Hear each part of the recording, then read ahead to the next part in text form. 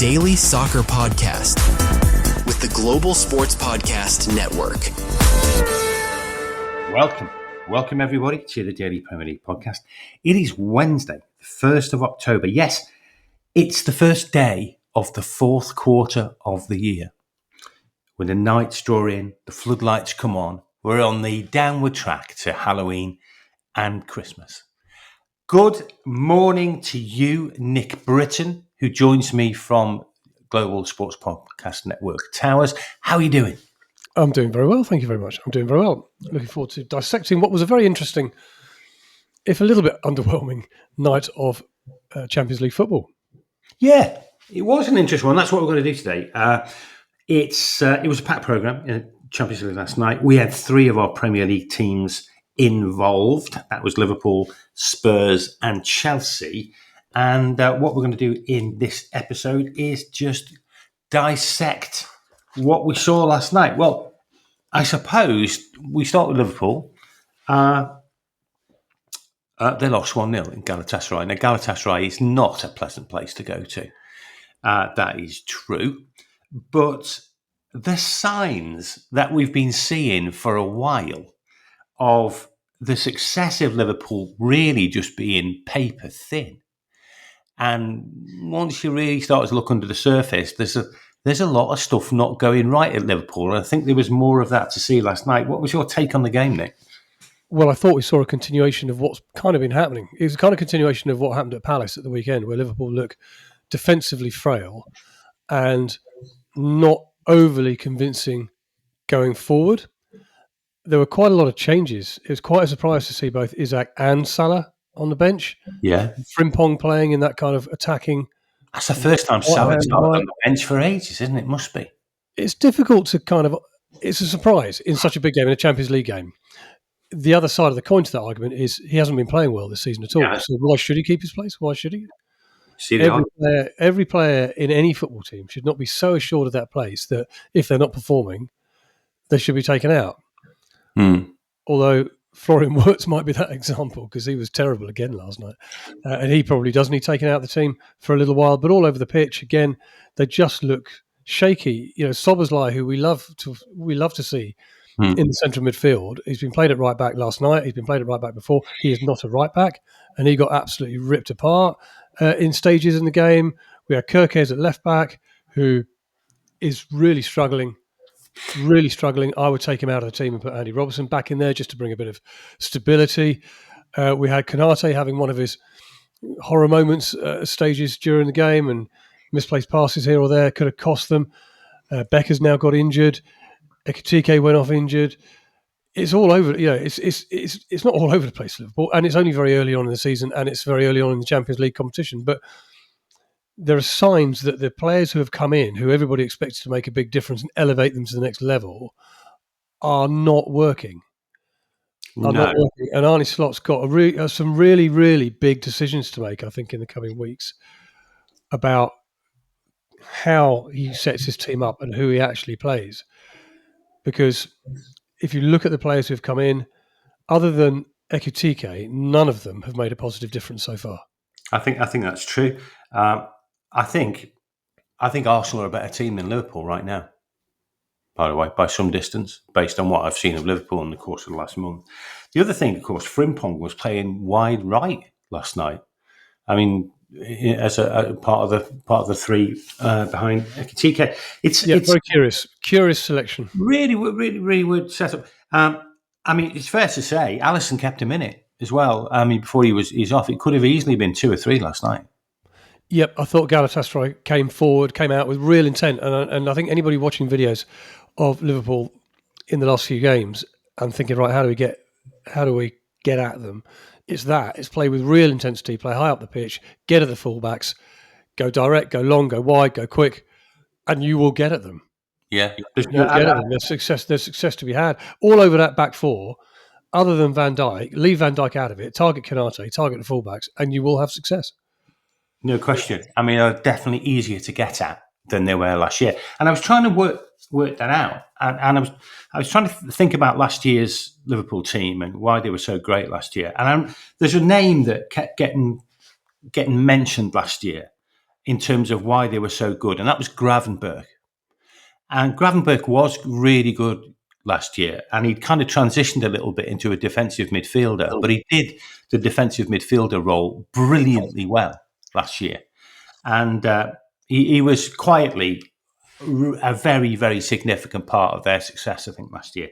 The balance, and it might be to do with Verts' inclusion, but the balance seems to have gone really awry on that. And I'm not hearing Gravenberch's name mentioned at all in that context anymore. Something's just upset the balance. And I'm trying to put my finger on what it is. It isn't quite clear with me yet what it is, but something has upset it. I totally agree with you. I totally agree. I think Gravenberch was an outstanding... I think he's played well this season, to be fair. He's one of the very few who can look themselves in the mirror and say, I'm doing all right here. I'm worthy of my shirt, even my shorts as well. He played in that defensive two with Curtis Jones last night, and I'm a big fan of Curtis Jones, by the way. I think he's a good player. But the problem is that if you've got a shaky defence behind you and you've got a really kind of misfiring attack in front of you, there's only so much you can do. Yeah. Because you're continually turning the ball over higher up the pitch and you're not managing defensively behind you. So you're kind of stuck in the middle of a rather... I could use a phrase that I'm not going to use. A disaster sandwich is the phrase I was going to use. I think I'll use it. Yeah, you know what I mean here. You know what I mean? You know, if you're in that defensive midfield... up the creek without a sandwich. It's something like that, yeah. Yeah. Something like that. It's a family show. So, yeah, Gravenberch is probably a victim of just how the team is playing. Yeah. But when it starts clicking, he was so important. I think he's played well this season. He'll be fine. Yeah, that's interesting. The other thing that occurred to me, and going back to Florian Wirtz and Isak, if you add Isak's transfer fee to Wirtz's transfer fee, you get £250 million. Wirtz has just been a huge disappointment, and there's an add-on to that I want to come to. Isak looks like he's had 3 months off, to be honest. He really does look miles off match fitness. I think I saw a picture of him or a video of him, I think in the Palace game. He was blowing out of every orifice he had. He really looked way off it. Do you think, and I have to say, I remember a month ago or so, we said who were going to be the players that underperform in the new season. I did say Isaac. I mean, I do think Isaac is going to, he's not the player who everyone thought he was. Anyway, do you think Newcastle have had Liverpool on a sandwich, to extend the sandwich analogy, for 125 million for Isak? And I don't think there's any doubt that Wirtz hasn't justified his 116 million.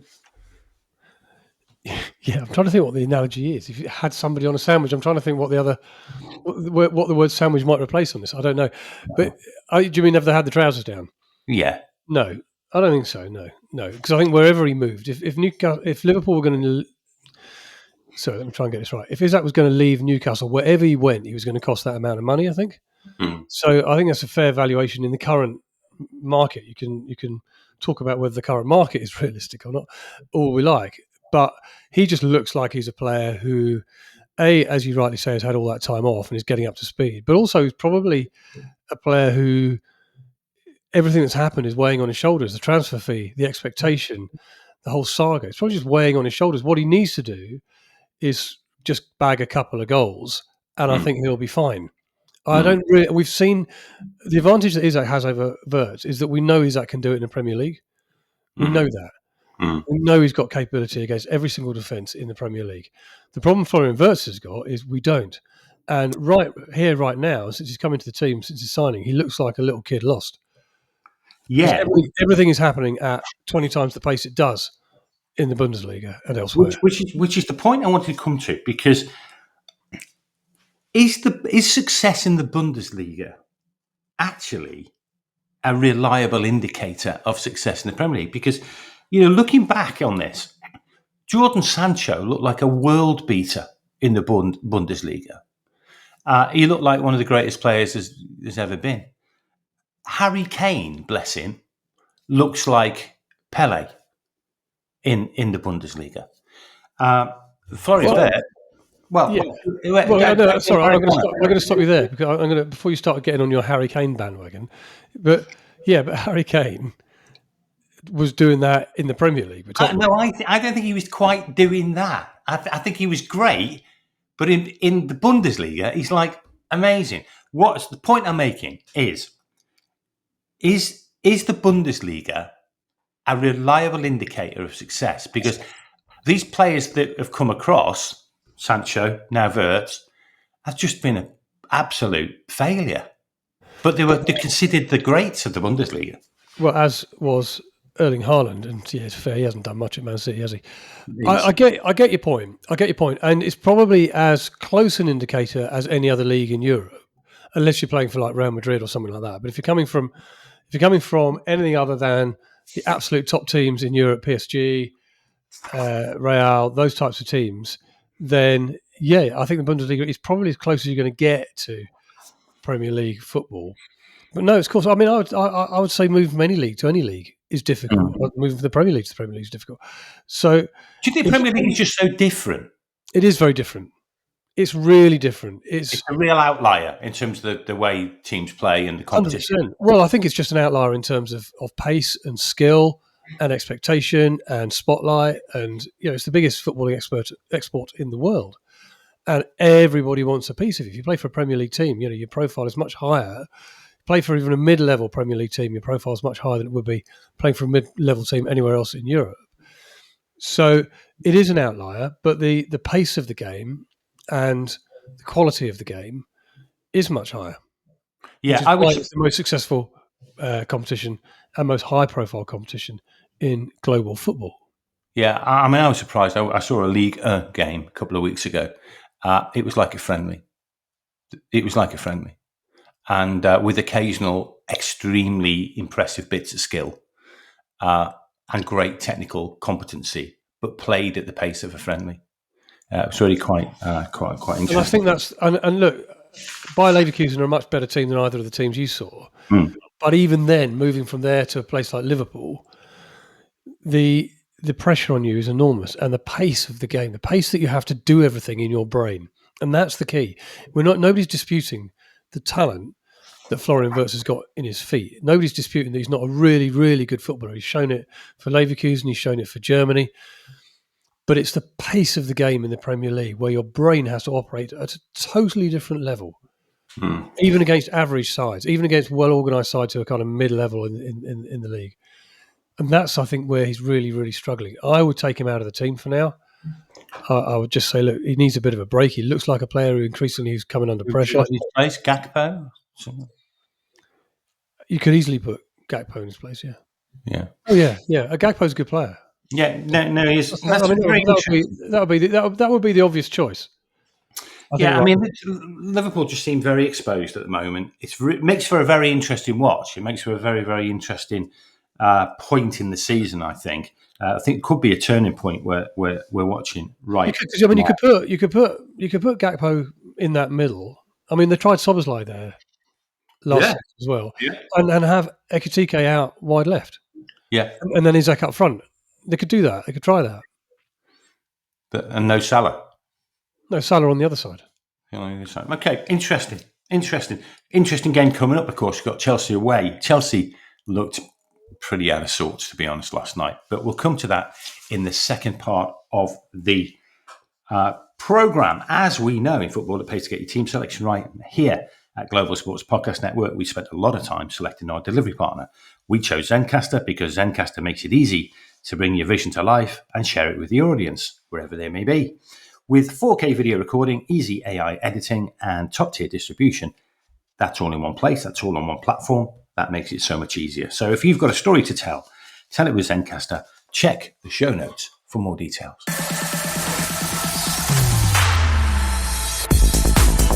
Your daily soccer podcast with the Global Sports Podcast Network.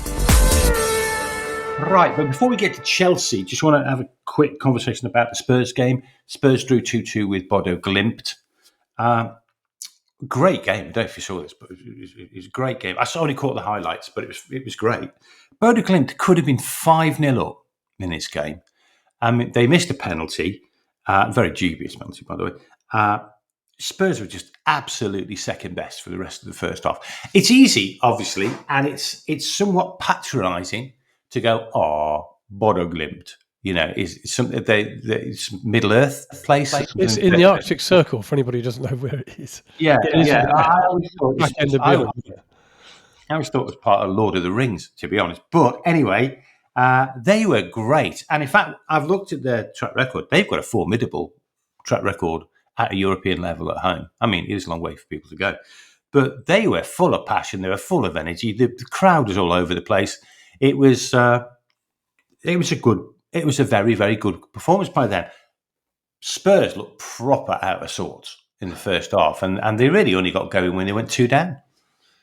Yeah, Tottenham are a funny one this season because they started the season really well. Everybody's looking at, okay, fine, Ange's gone.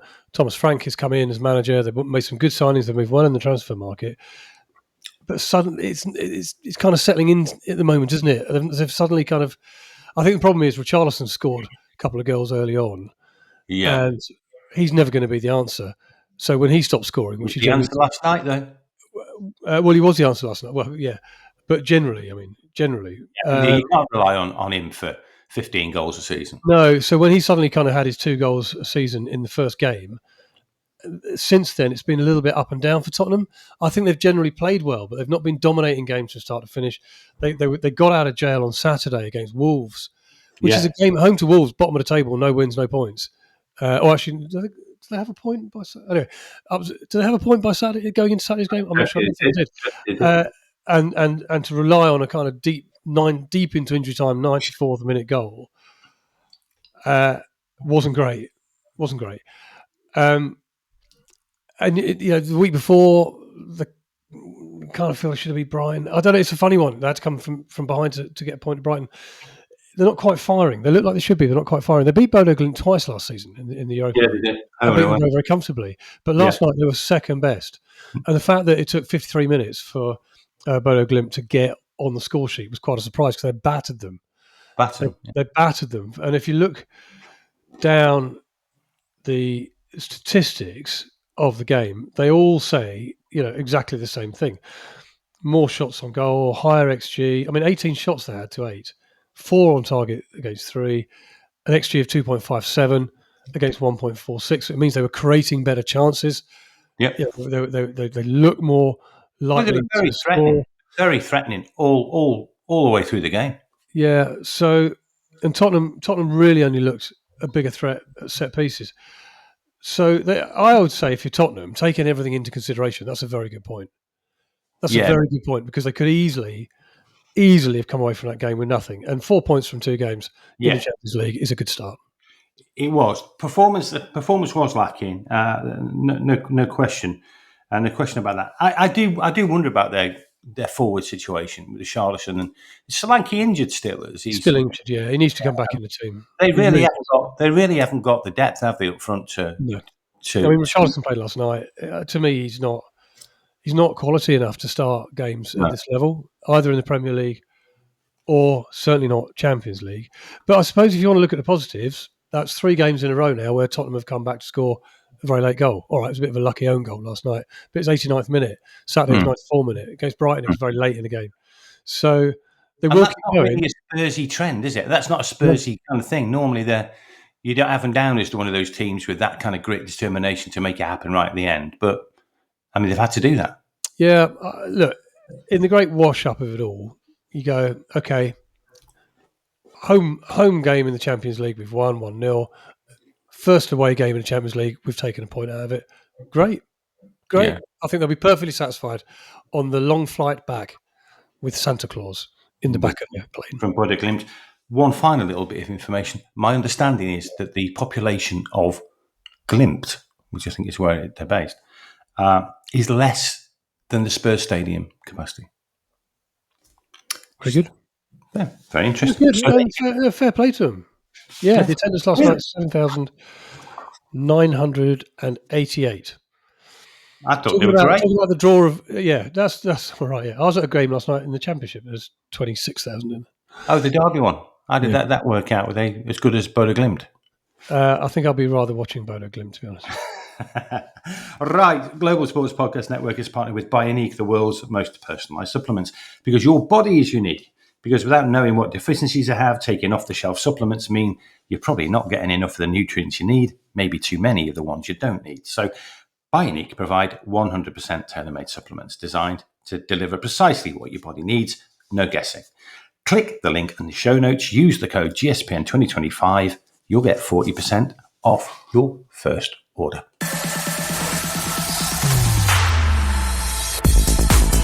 Your daily soccer podcast with the Global Sports Podcast Network. Right, it was the return of the chosen one to Stamford Bridge last night. Jose Mourinho brought his Benfica team back to Chelsea. Chelsea won 1-0. Again, interesting in this in the context they're also Liverpool's next opponents at Chelsea. I just can't work Chelsea out. They won 1-0. It was far from a great performance. I don't know why they spent the money on Garnacho. I mean, it just doesn't look a player to me. But Well, anyway, we've talked about Garnacho a lot, haven't we? Yeah, we've talked about Garnacho a lot. Yeah, I mean, to be fair, he did the business last night. He did the business. He, in one bit of real quality, got round a back post, kept it in play, and forced the own goal, which won the game. So fair play to him. Fair play. But broadly, I don't see it. A huge amount of money for a player who is not that good, if I'm honest with you. Ordinary, isn't he? He's ordinary at Premier League level. Yeah. Third red card in 4 games. Chelsea. Is that just a blip? Is that just a statistical aberration, or is there something going on there? I don't know if you saw the red card. It was a very dodgy one, by the way. Well, I saw this. Yeah, I mean, look. Sometimes you can look at teams who keep picking up red cards, and you go, "Well, the manager's got to sort this out because they're clearly playing in a certain way, or they're clearly being sent out to do certain things." Which then ends up in red cards. I don't think that's the case with Chelsea. I mean, if you go back to Robert Sanchez, who was sent off against Manchester United, the goalkeeper, after 5 minutes of the game the other week, he just had a rush of blood to the head, came out and missed the ball when Mbeumo was going past him and clattered into Mbeumo. That's just kind of one of those things. Last night, it was just unfortunate. I mean, when Pedro went well, yeah, but the minute your boot's up there, yeah, I mean, his foot is very, very high. But I mean, the minute it doesn't really matter where there's contact. It doesn't actually in the rules of the game matter whether there's contact or not. That's not the point.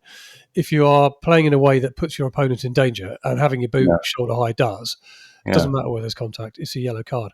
But it was just one of those moments, and we've seen a few this season already, where you're just following the ball. And it's just a natural instinct to raise your foot because you think you're going to get the ball.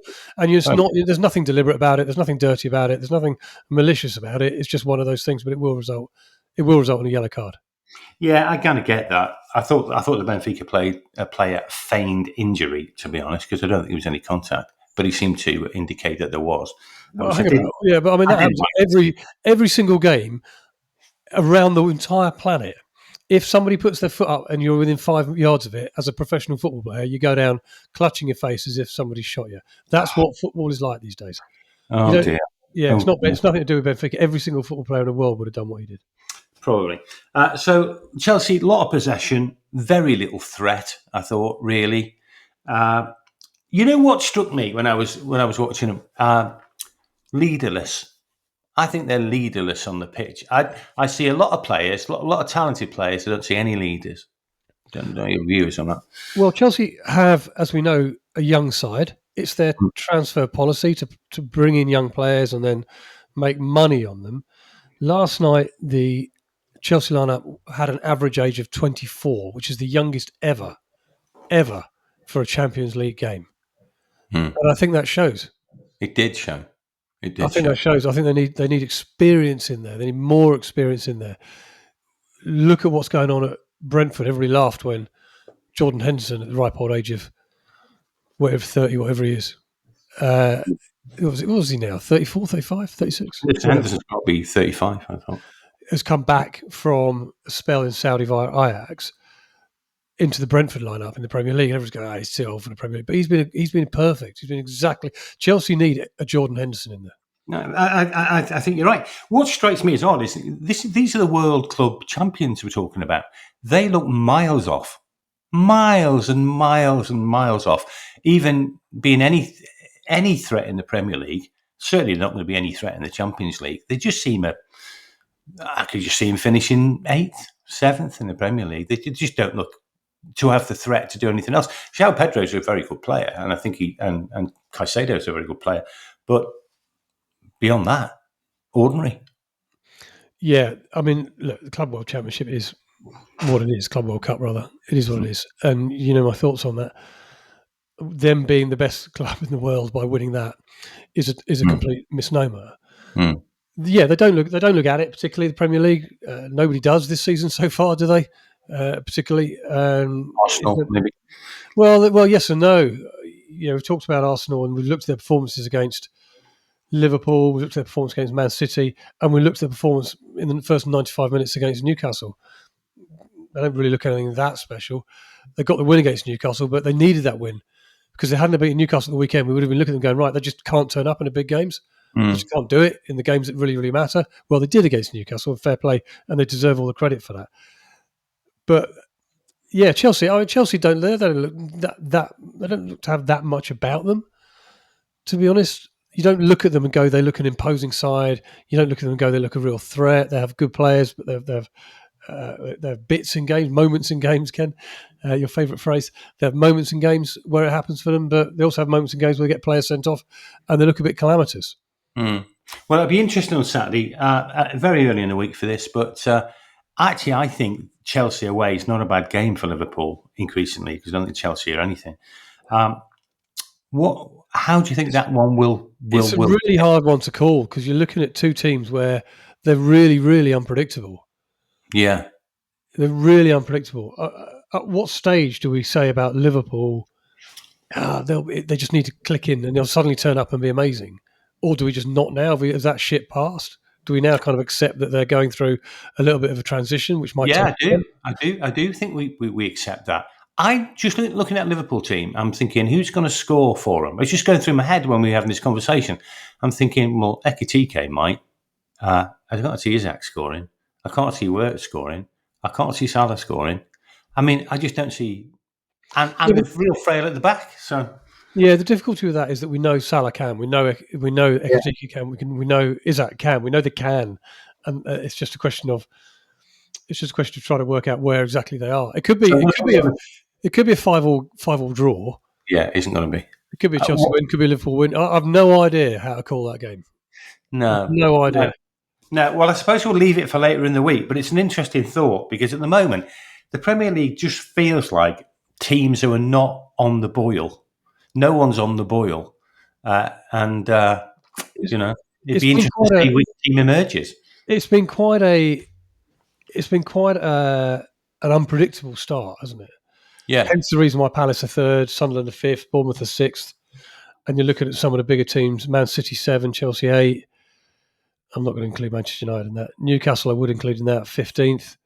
Villa 16th. It's been that kind of... It's a funny old start to the season. What we should do, I think, is after 10 games, I think we'll have a proper 10-game review of the winners and the losers. I think that would be an interesting thing to do. But for now, let's call it a day there. That was an interesting night of Champions League football. There was another interesting night tonight. There's another night. I'm just going to look at who we've got tonight. Who's playing tonight? Let's have a look, shall we?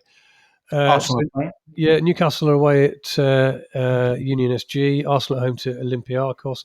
Oh, Barcelona PSG. That's a good game. That's a good game. That's the pick of the game. Man City go to Monaco. So Monaco had a good win at the weekend. I wouldn't be at all surprised if Monaco turn over Man City. And interestingly, what about Napoli? What about you? What about Napoli? You've gone on the record and said on this podcast a couple of weeks ago, last week, Napoli will win the Champions League. Yeah, and they're playing tonight, and you'll see that I'm right. Just before they lost to Manchester City. Yeah, but home to Sporting Lisbon tonight. Yeah, interesting games to come. Thank you, everybody, for your company this morning on the first day of October. Welcome to autumn, everyone, and we'll see you all again tomorrow. Bye-bye.